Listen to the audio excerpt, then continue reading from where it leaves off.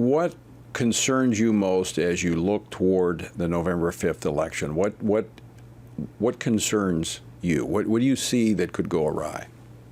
Well, it doesn't take much to imagine a scenario where you have a lot of, irregularity, fraud, cheating, at least the appearance of that. And that's a great concern. That's why we push the SAVE Act so aggressively. That's why we've tried to ensure that non-citizens cannot participate in the election. And we try to make sure that in especially the swing states where they sometimes have funny election rules, that we have eyes on what's happening, that you have precinct captains and poll watchers, and that the state parties and everyone involved are watching very closely what happens.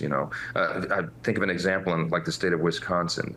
The state rules for the election there allow for unmanned ballot boxes to be placed in public parks for a time period. I mean, that's not a great idea. I think everybody objectively can understand that opens the door for fraud. So what the state party in that state, by example, is trying to do is raise a war chest to raise funds to mount cameras on the top of trucks and SUVs parked near the ballot boxes to watch them. I mean, citizens have to take some of these measures into their own hands to ensure election security, and that is just to keep open watch on everything that's happening. I think it's really important for us now more than ever. We also know that foreign influences are trying to interfere in our elections. We know Iran and Russia are plotting to confuse people and engage in all sorts of hijinks. So we have to watch this very carefully, and I pray that, as President Trump is apt to say, we make this too big to rig. I think we're really going to have to do that. And of course, your focus, not just nationally for all the elections, but in particular, you're focused on the House. The control of the House, the majority in the House, is going to come down to probably less than 24 congressional races. In those congressional races, as we've seen in recent years, they could be decided by a handful of votes. There's no question. I mean, that's why this election integrity issue is so critically important.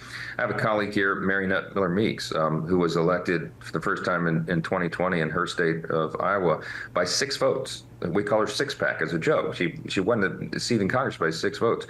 Then we have colleagues who have won seats in Congress by 200 or 250 votes. I mean, just a few can make a big difference. And so that's why it's so important for everyone to participate. It's why you can take nothing for granted. And that's why we have to make sure that the rules are followed and the law is adhered to.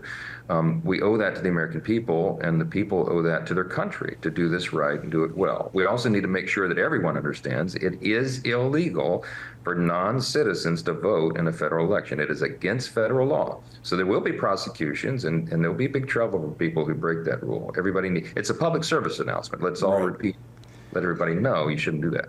Yeah, we've got a few of those coming up. But I want to underscore with those close races how important it is for every single person to be registered and voting within the sound of our voices, because these races could be decided, as you pointed out, with Mary Miller Meeks, just 6 votes.